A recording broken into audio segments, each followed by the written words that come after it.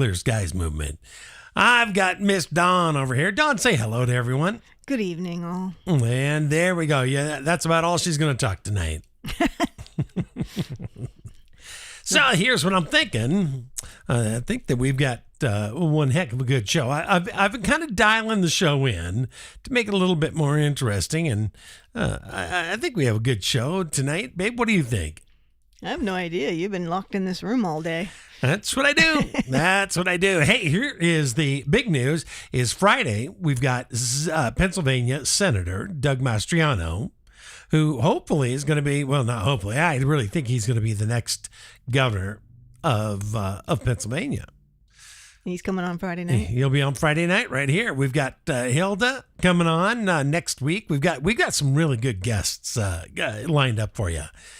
But tonight it's all me and Don, and quite frankly, I love that kind of show too. So let's just get right to it, babe. Who do we have in the chat? Our TCSM family: Mary Magma, Christy, Babushka's here. I thought you said she wasn't going to come. I did. Well, Christy and Babushka have been working themselves to the bone. Said that they probably won't show up because they're so tired, and bang, they're here. They got second win. That's true love. Eileen Flanagan's Hey, here. Eileen, how we doing there? Derek's here. Hola, Derek. And NJBC just reposted the stream, so that's nice. Thank you for sharing. Very nice. Absolutely. It is finished. Nice to see you here tonight.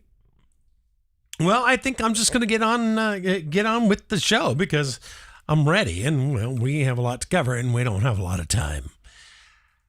This is just a little bit of an introduction because I was thinking today, there's got to be a way that I can translate what life used to be like before we had these skies, because we have listeners right now that have grown up with the skies being covered. Right, babe? Mm-hmm. They have never seen a true blue sky like we did when we were kids. No, they never have. So here's what we're going to do. I'm going to just kind of start doubling down on that. In 1968, I was 5 years old, living in the Puget Sound, Bryn Mawr, Skyway area down by Renton. That was a beautiful area of Washington back then. And every morning before school, I was hired to grab Mr. Latham's newspaper from the newspaper box and bring it to his front door. He paid me 5 cents a day. Mr. Latham was old, maybe 70, confined to a wheelchair, always with a cigarette in his mouth. As a matter of fact, I don't think he ever met a cigarette he didn't like. But he was also a great painter, a true artist. And even at 5, I knew I was standing in the presence of real talent. His house was quiet, the walls covered in his work, paintings that shivered and shimmered with the depth and light. But what I remember most was that gigantic picture window that sat in his front room, right where he did all his artwork. It framed the living world just outside his reach, but he painted it. Deep blue skies, towering evergreens, bumblebees and robins, blue jays, dragonflies drifting through the air like they owned the place. One day, he pointed to a cloud and asked, "What do you see?" And I said, "A cloud." He smiled and leaned forward a little bit out of that old squeaky wheelchair, and he said, "Look again." And he pointed up to that cloud. "There's a dog in there," he said. "Maybe a whale. Could be a bear." I stared at that cloud, just imagining what it was, and I watched it form. From that moment on, the sky became my canvas. I'd lay in the grass for hours, waiting for clouds to become animals, and for the blue to return between them, which it always did.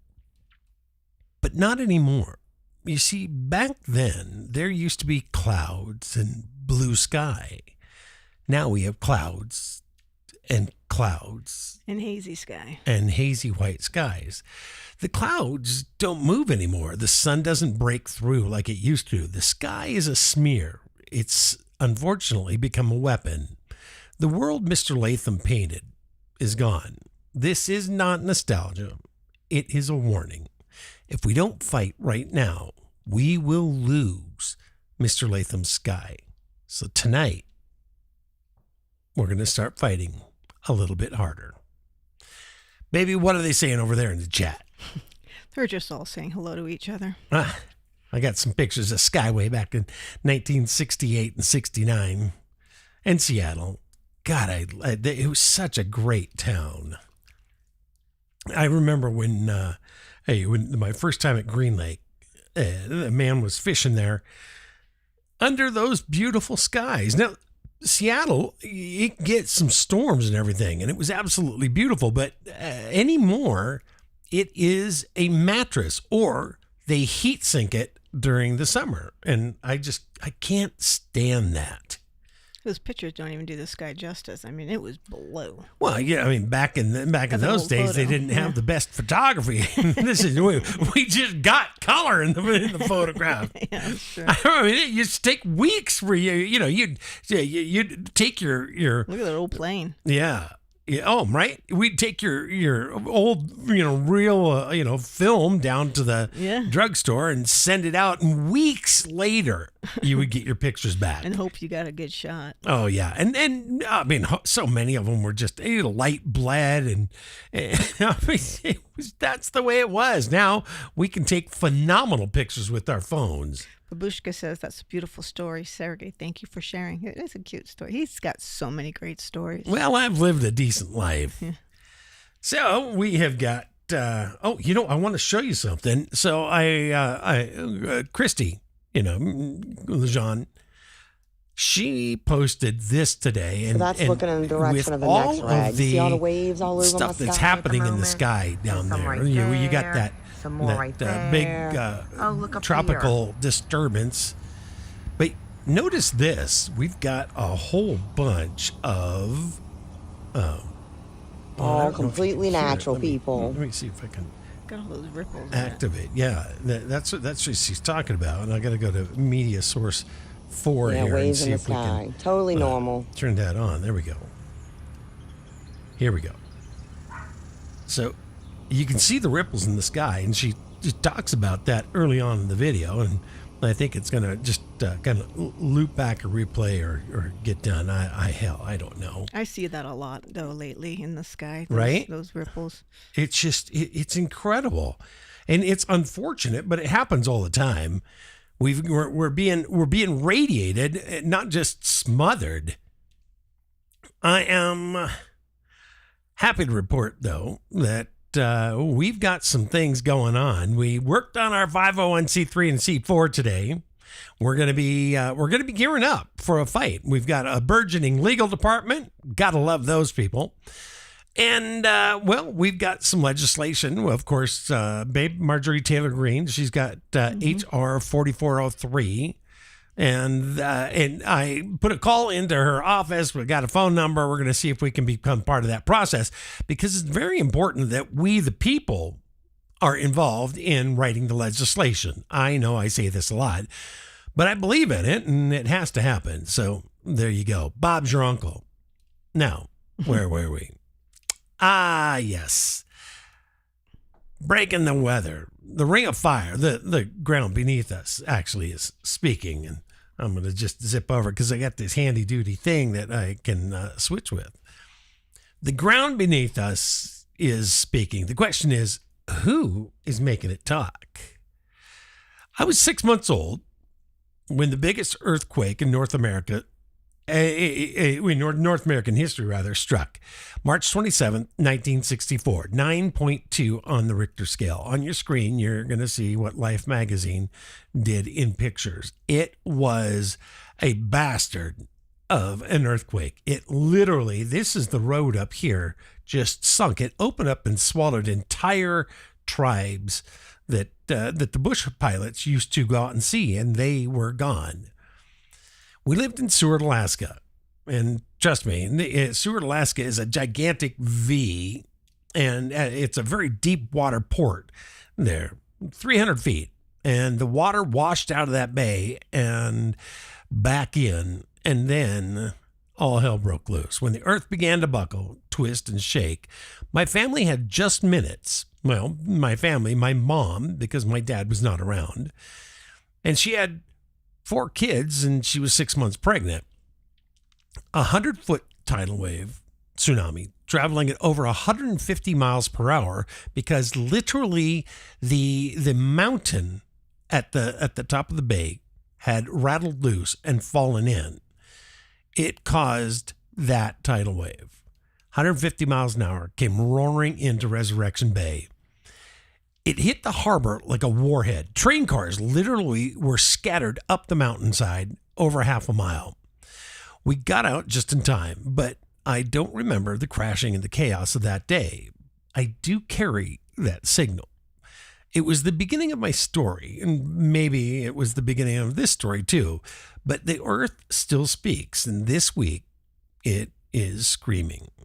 According to the U.S. Geological Survey, at exactly 12:37 p.m., that's afternoon time, let me just see if I can find this, because that's an earthquake hit up in Alaska Today. Yeah, today. Oh. It's It great. was 7 point something, wasn't it? Right there. I got a picture. 7.3 magnitude. Struck just about 45 miles off the coast of Sandpoint, Alaska. It was sudden, deep, and violent. Tsunami alerts blared. They had a 4-inch tsunami, which, thank God, it wasn't huge. But families fled. When the surface scrambled, something deeper shifted, because this wasn't a quake. It was a pressure release, a rupture, a pulse, actually. And now the signal is moving down the Pacific, just 300 miles south. Scientists are watching the Axel Seamount, an underwater volcano just off the coast of Oregon. And we've got that. There we go. Swarms of earthquakes have been happening, and they've been happening over here in Boise and, of course, over in Yellowstone. Rising heat, seafloor inflation. All signals point to a possible 2025 eruption. That's what they say. It's 4,300 feet under the water. It's quite amazing. And further inland, of course, we've got Yellowstone. And, it's just about getting ready to do its thing as well. That's what a lot of people are saying. I bring this up for a number of reasons, but we'll talk about that in just a second. Maybe it's all natural. Maybe it's just the earth clearing its throat, but there's a different story here. One that's a little bit darker. Eric Hecker, a whistleblower who worked at the South Pole for Raytheon, says that Project IceCube, the neutrino detector, isn't just a listening station. He says it can transmit 5,160 embedded modules, 2,047 volts each. When they powered it up in 2010, Christchurch, New Zealand, shook. Let me see if I have that. I have already given all pertinent information and supporting documentation to the Senate Intelligence Committee and AARO. In 2010, I was selected to go down to the South Pole Station in Antarctica for an entire year by Raytheon Polar Services as an employee of a third-party contractor for the National Science Foundation. I function in a dual-role capacity as a tradesman and a firefighter. My responsibilities required me to be more informed than most of my crew and offered me complete access to the facilities. What I learned from this unique experience needs to be shared with the entire world. The technology at the South Pole Station certainly can do what it is presented as its primary purposes, and unfortunately, much more. The IceCube neutrino detector is presented as a passive listening device for the purposes of the science as presented. But I'm going to skip right through the chase, folks. I have provided documentation that proves that the 5,160, what they call DOMs, that are embedded in the ice can actually transmit at 2,047 volts each. Unfortunately, when they first fired it up, that was when we had the earthquakes in Christchurch, New Zealand. There was 2 incidental shots before they were able to target it correctly. This is an earthquake generating device as well. This is the weapons of war that we have to deal with now and what Raytheon's hiding. So there we go. So now what? Well, Alaska shakes, the Access sees, and Yellowstone breathes. Raytheon, DARPA, HARP, IceCube. We've seen the patents, the contracts, the budget lines themselves. This, of course, is not science fiction. It's buried in government records. In 1997, the Secretary of Defense, William Coe, warned that electromagnetic weapons that could trigger weapons that could trigger earthquakes and volcanoes. He said it loud on the record, and no one blinked because everybody knew. What if this wasn't a warning? What if this was more of a confession? It's just like the predictive programming that we see on TV and in the movies. Because earthquakes don't usually line up in sequence. Volcanoes don't warm up in unison, not without help. So here's the real question. If this is just nature, we're in danger. If it's not, then we're under attack. Either way, the ground is shaking, and the signal I felt as a baby in Seward, Alaska, seems like it's coming back. Baby, what are they saying over there in the chat? Some saw that video today. LaShawn says very scary. In Maryland, going on 2 hours of thunder and lightning with rain just now. That's Cheryl O. Just a lot of chat. Yeah, well, that's the good thing about chat is that they can get their chat on. They're getting their chat on. They're getting their chat on. Yeah, because Dan, a.k.a. Brad Pitt, he's listening, but he's driving. So everyone's saying, drive safely. Yeah, drive safely. Well, let us know when you get there or where you're going, one way or the other. Well, we need to talk also now about the human fallout, because when the earth shakes, it carries a very human cost. We've got, of course, the updated commercial fishing impacts, the Sandpoint. Here we go. And we'll put that back up. There's Sandpoint right there. But we lived in Sandpoint, Idaho, babe, but not Sandpoint, Alaska. Sandpoint, Alaska is just right here.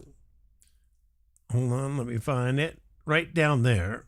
And then right here up on Unalaska Island is Dutch Harbor.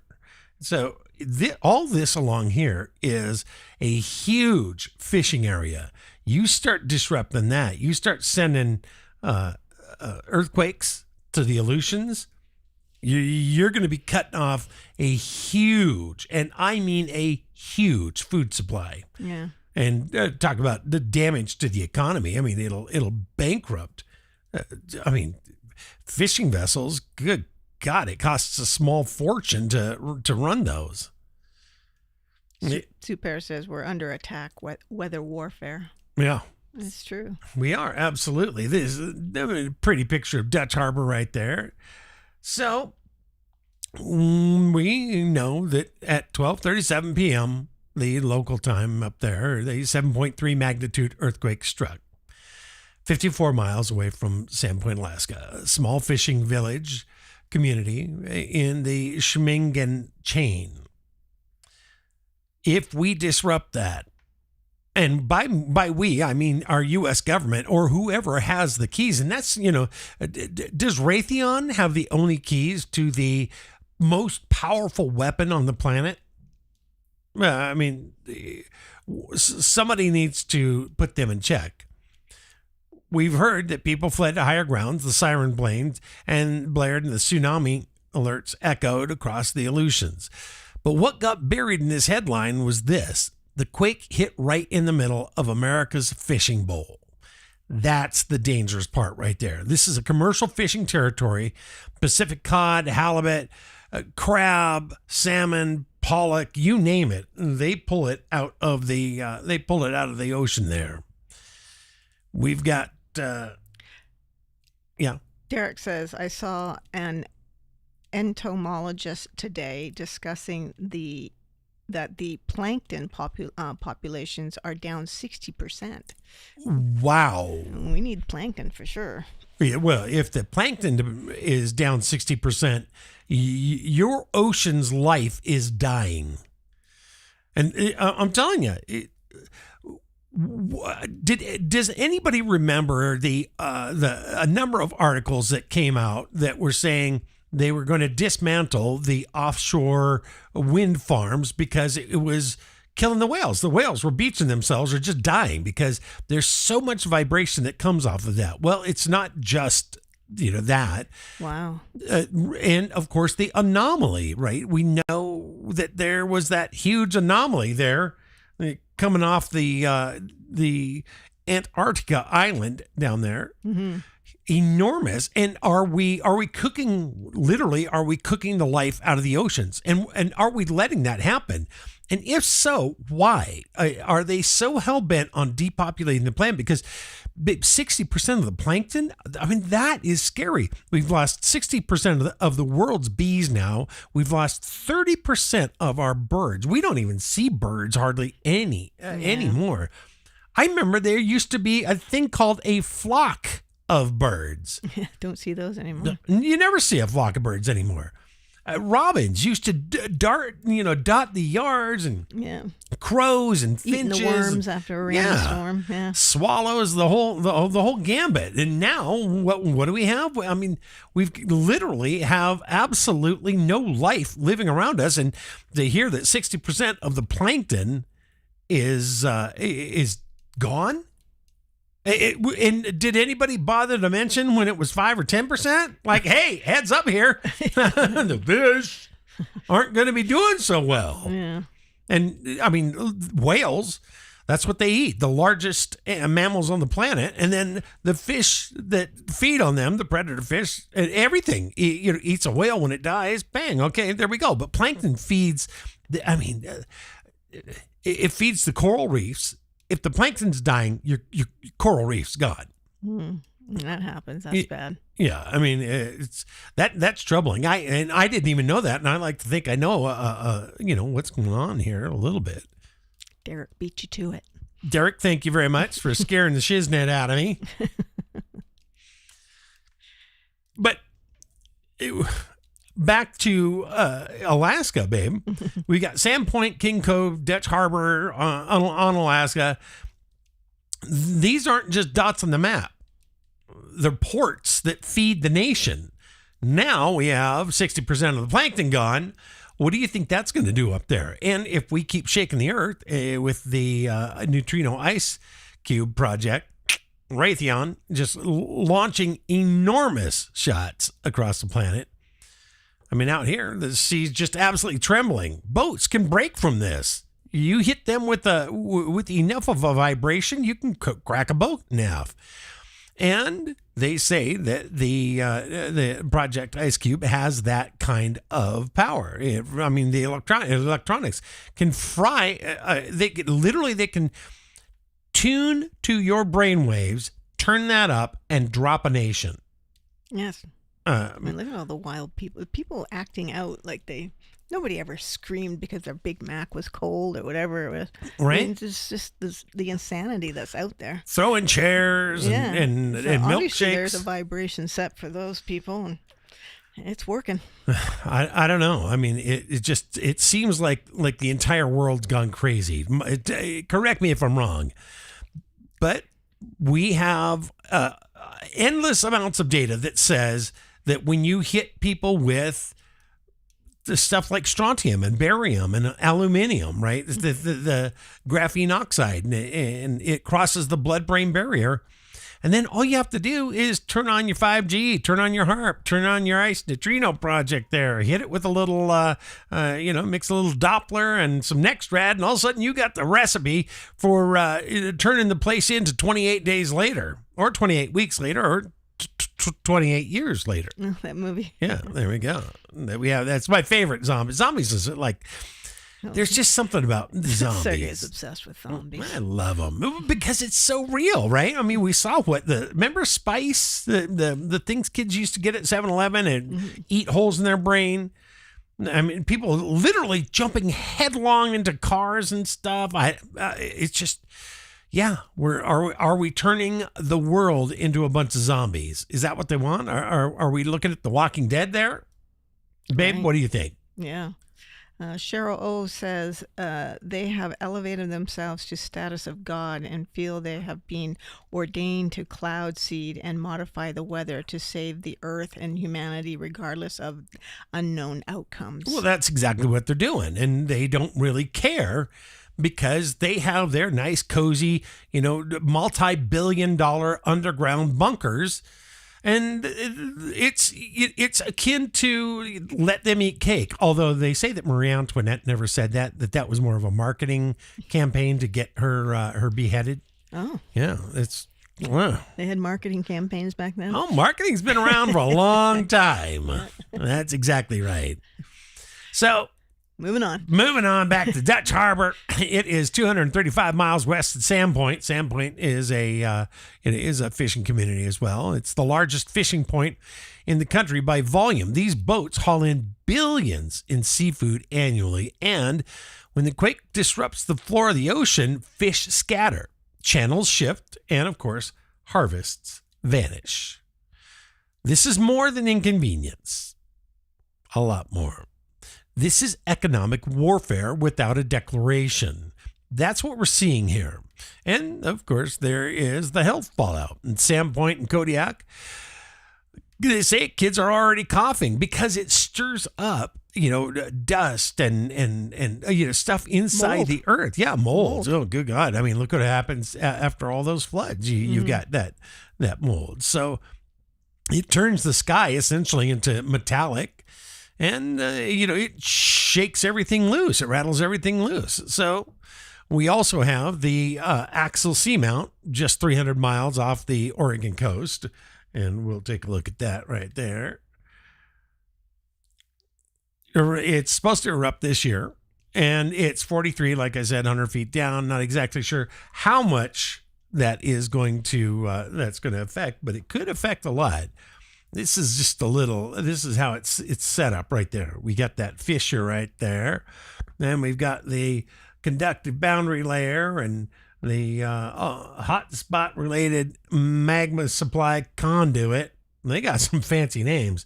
And then, of course, the high melt anomaly in the mantle. And that's going to be down here. And then when it blows, it looks something like this. These are real pictures of underwater volcanoes, and you'll notice around it, right? Look at around here.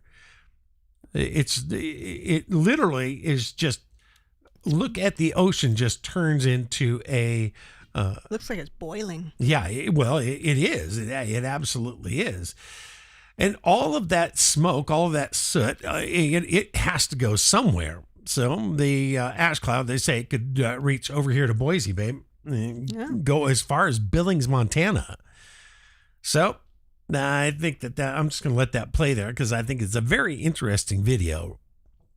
In Wyoming, of course, near Yellowstone, we have got, we not near, but in Yellowstone, I can't even think today, residents are already reporting strange snow, chalky, dry, chemical smelling. We've got some very weird weather, but tonight we're talking about the earth shaking. So a retired school teacher in Cody said that I've lived here since 1974. I know the smell of snow, and this ain't it. It burns.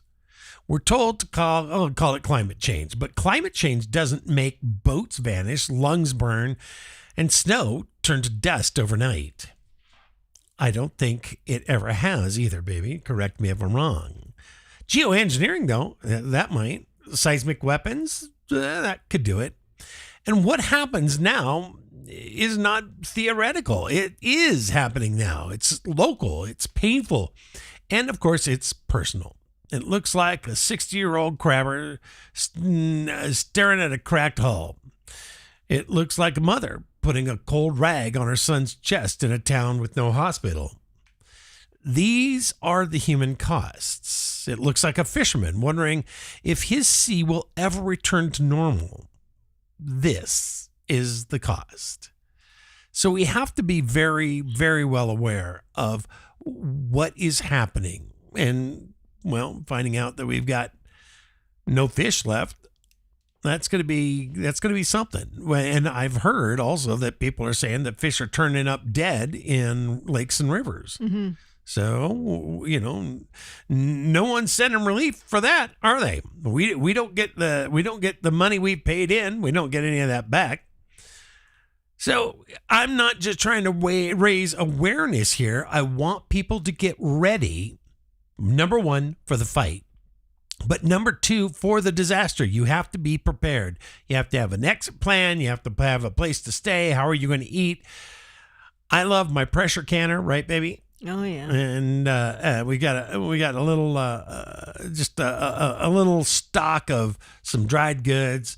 I always have a sourdough starter going. So and you know, babe, you can use sourdough starter in other grains as well. Mm-hmm. So especially, remember I was trying that with the corn.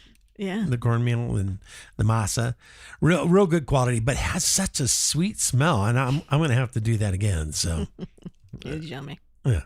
What are they saying over there in the chat?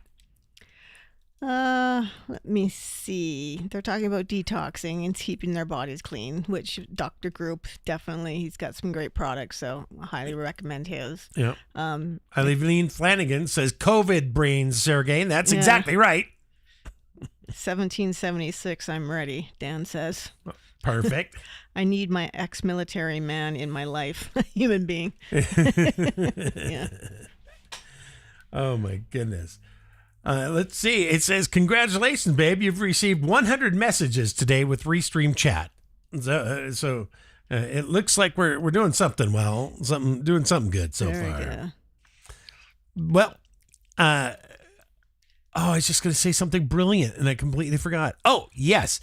If you're going to buy grains, right, buy as good as whole of flour as you can, like Anson and Red Mill and Bob's. Those are some good brands, and I think you'd be happy. And if you're going to get stuff within 100 miles of yourself, and then can that, because it is go to your Saturday, your Saturday farmers markets. That really ranch. does well. I mean, that's what we do. We call the ranchers there, and they deliver meat right to our door. Exactly. That's exactly right. Okay, what's next? All right. Well, now we're going to talk about the data, baby. I didn't start out trying to expose geoengineering. I want you to know that. I started out watching the sky. That was about 22 years ago, 23 years ago, something like that. I remember the blue skies of my childhood. I remember laying on my back in the grass, learning how to read the clouds from an old man stocked full of cigarettes in a wheelchair. But I also know that back then the clouds moved and the sun broke through. The sky actually healed itself, right? It would come out in cloudy, stormy, and then it would pass. And there used to be a time when people would put their clothes on a line and pull it in, and it was the freshest smelling way to dry anything. Yeah. I absolutely wonder what it loved would smell like today. Yeah, probably it smelled toxic. Yeah. But the skies we have now don't drift. They don't heal, and they grid. I started asking the question, and the deeper I went, the darker it got. And then I found this, a quote buried in the Department of Defense transcript from 1979. Secretary of Defense William Cohen said this: eco-type terrorists can introduce earthquakes and volcanoes remotely by using electromagnetic waves. That's not a fringe theory anymore, is it? That's the Pentagon actually admitting that 27 years ago that man-made earthquakes were possible. But it gets worse. In 2010, a man named Eric Hecker, who we saw earlier, right here on your screen, he came forward after working at the South Pole, said Raytheon's doing it. Look at that. Look at Mr. Cohen. Raytheon. Everybody's silent about it because they don't want to give up that power. He had full access, Eric did. He worked both as a tradesman and a firefighter. He had more access than anybody else down there. And he saw, what he saw, he said, changed him. The facility housed the ice cube neutrino detector. 5,160 devices buried in the Antarctic ice, sold to the public as a passive listening sensor. But Eric said that they're not passive at all. We heard him say that. We watched him say that.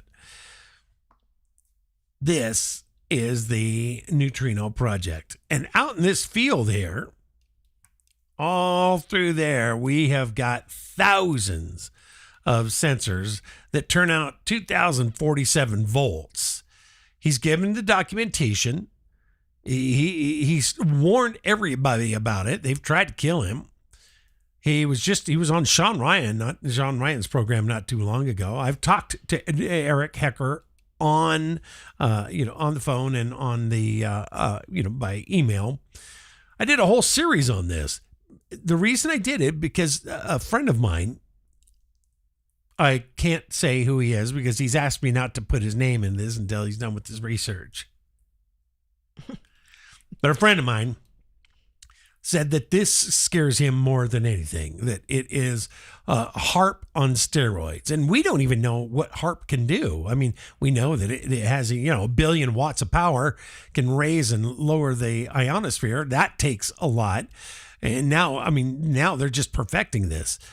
But, when Eric said that they turned the Ice Neutrino Project on, the very first time Christchurch had their huge earthquake.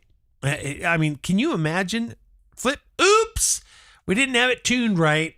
There's an earthquake for you, and you get an earthquake. Oh, I don't know. But he said that it could be the most dangerous machine on the planet. U.S. patent 500 through 3186. Artificial ionization clouds for weather control. We got to look at that. In 2015, the NSF funded papers showing IceCube sends voltage spikes into ice for timing calibration.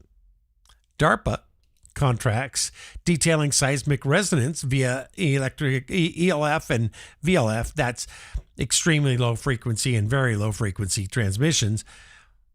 It's not buried. It's filed, funded, and of course, very operational, and we need to be worried about it. We need to start getting some FOIA out, but it is protected because it's a military operation also. So I'm thinking that we're now into the Forbidden Planet, Robbie the Robot, very strange world here. They built it, and now the Alaska quake, the axial seamount, and of course the Yellowstone is all starting to rumble. They're not just geological events anymore because we've been lied to so much by our government, and I mean so much. And of course, I'm also tipping my hat to the fact that Epstein, they're covering that up as fast as they can, because I think that everybody is involved in this and they need to use it for leverage, and they don't want to give that up. They being the Trump administration, Pam Bondi, Kash Patel, Dan Bongino, they're all corrupt. They're all doing it, and I'm sick and tired of it. Where's Elon's group? When do we get the American Party? Yeah. Potential outcomes of man-made manipulation. That is what we have seen with all of these rumblings, I should say. And if that sounds impossible, ask yourself this. Why are so many of these technologies buried under classified budgets? Why do our skies no longer resemble our memories? Why are our children coughing while billionaires bunker down? I'm thinking this is not about weather control. It's about real control. Mm-hmm. Weather control just gets them to the point that they can control human beings. That's what it is. It all boils down to that. Oh my God. And now we are very well aware they're tools, and of course the paper trails that's being left. I'm just the guy holding the highlighter here, right? I'm thinking that everybody else needs to start digging into it as well, because it's going to frighten you when you find out. Go read my series. I got a 5-part series on my Substack at Sergey VS Goliath. You'll see it on the little text crawl here I put up so nicely.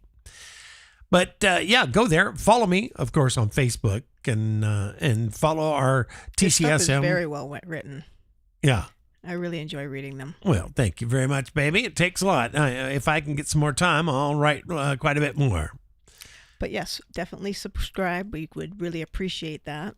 Yeah, we certainly would. So, and Sue Pear said she got her Clear Sky shirt today. Oh, so Sue, congratulations. So some people are asking where to get that. So that's at SergeVersusGoliath.com. Yep. There you go. Yeah. And just go to the merch. So I can keep this guy going. Yeah. He lives in this room. So anything helps for us to keep going. I would like to get out of this room quite a bit more, but unfortunately, it's just well, it's not possible right now. We got a lot going. So let's see, where am I? So we've got all this stuff that's tied to, of course, climate adaptation. It doesn't seem like much is going to happen unless we get on their asses and really start bringing the heat. So, there we go. I'm also thinking, let's see, what do we have here? Babe, we got to talk about this. First of all, here's what I'm talking about right here. We got to start following the money. Raytheon is worth over $200 billion. That is enormous, the amount of money that they are worth. Now, that's not the contracts that they're getting. Wow. That's what that company is worth if we were to cash them out today. Can you imagine? They've got to be doing $1 trillion, $750 billion worth of business if they're worth $200.62 billion. That's crazy. It is absolutely insane. And look at this, babe. Ask yourself, why does our government have a weather market? Listen to this. I gotta play a little bit of this. From extreme heat waves to polar vortexes, weather events can have a significant impact on portfolios. CME Group's temperature-based index futures and options provide a way for market participants to manage weather-related risk. CME Group offers weather products on heating degree days, HDD, cooling degree days, CDD. So I'm going to just pause it right there, right? So what they're talking about is that you can invest on the Chicago Commodities Exchange. You can essentially bet on the weather. I'm going to keep this going just a little bit because... Yeah. And cumulative average temperatures, CAT. These products provide end users the ability to manage weather risks when temperatures deviate from monthly or seasonal averages. A degree day is a measure of how much a day's temperature deviates from 65 degrees Fahrenheit or 18 degrees Celsius. This baseline temperature was established by utility companies after observing that air conditioners and furnaces are usually turned on when the temperature rises above or falls below this benchmark.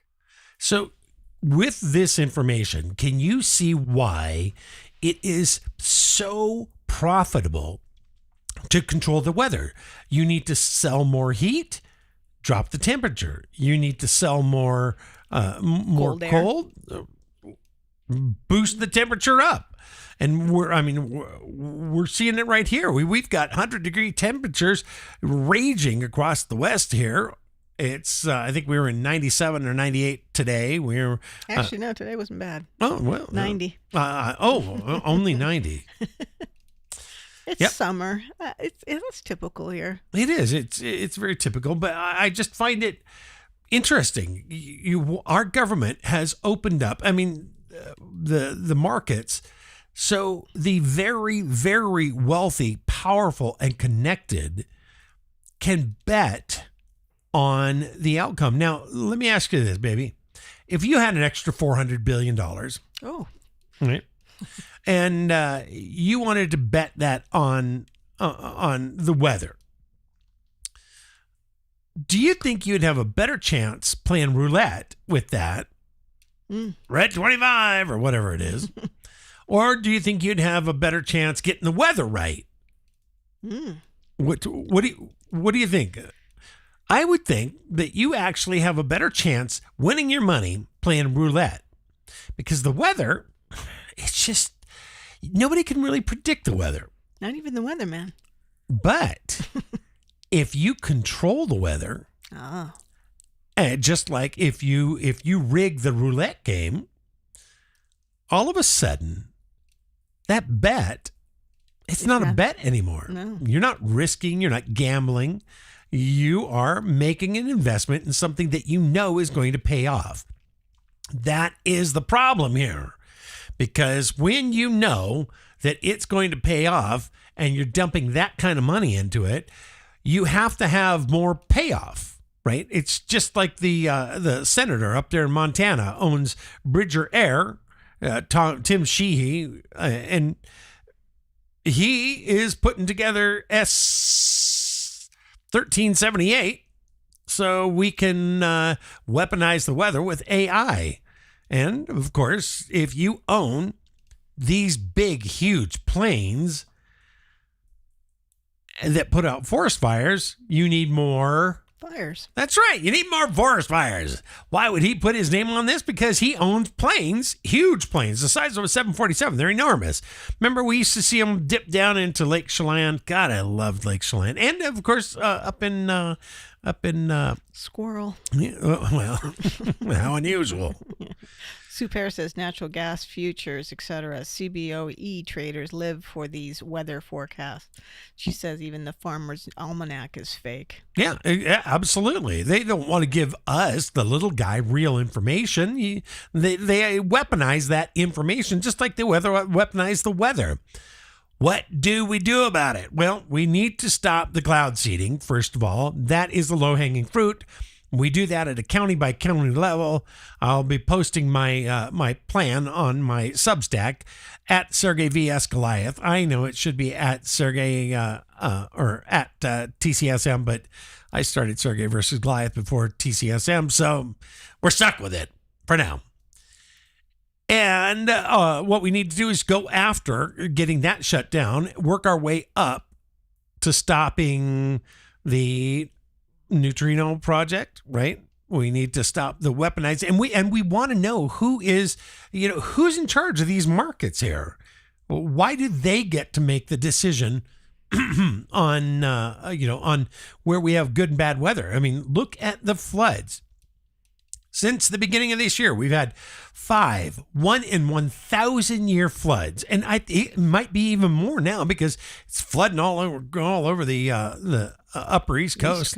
Yeah, it's insane. What are they saying over there in the chat, babe? Mary Magma says, "I knew it. Who actually writes the damn book? NOAA, DARPA." Right, exactly.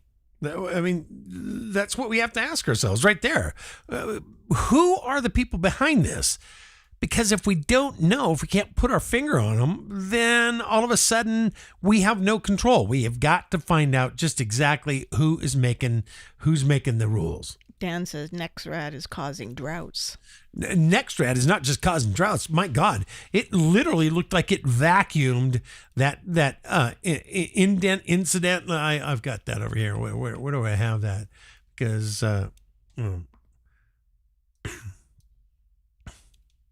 here we are. Well, hold on. We got an ad. But that tropical storm that's in the south there. Hold on. Let me screen share that. Sue said she'd play roulette with good geoengineering AI forecast from Paul, who was on the other night. Yeah, we're gonna have him back too. We're gonna talk a lot about following that money trail. So it started out over here, and it looked like to me that it was gonna go up the coast into the Carolinas and fizzle out, but it got sucked in. And I've seen a number of, and Sue, correct me if I'm wrong, but pardon me.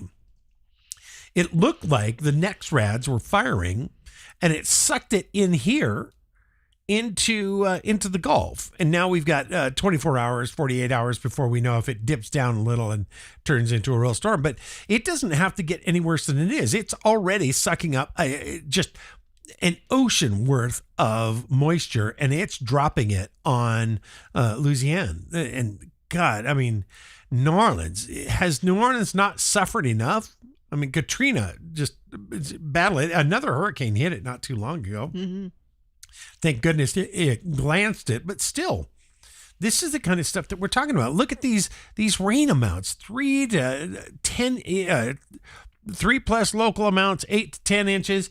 That is once in a 1,000-year flood again. So here we go, 6, 7, 8 floods.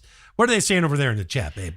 Derek says, I saw today a cursory check online states that says the sun is now and always was white, not yellow. Derek, you got to send that. You got to send that to me. Yeah. Just DM me or something. I would love to see that. I'll try to Google it also. But here we go. We've got these storms, and they don't seem to be giving up much at all. That's just the way it is, and that's the way they want them. Mary Magma said, so many Ocean Sentry planes up today all over the Gulf. Oh, really? Mm-hmm. Oh, wow. Yeah. Really, at what point do we start saying we're going to break out the torches and the pitchforks and start heading to City Hall saying, guys, just exactly what the hell's going on here? Because if we don't, and I mean figuratively, but if we don't start raising hell, calling people, I try to call people every day. I try to make sure that our government knows that I'm here, I'm watching, and there's thousands of people behind me, and we're going to make the change.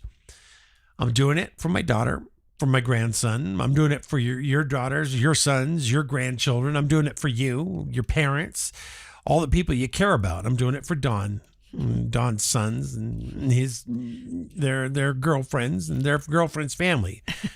The reason I say that is because I'm not doing it for some altruistic reason, some transcendental meditation type of bullshit. What I'm doing it for is because I see a problem, I want to solve it, so human beings can live healthy. Yeah, can live a healthier life.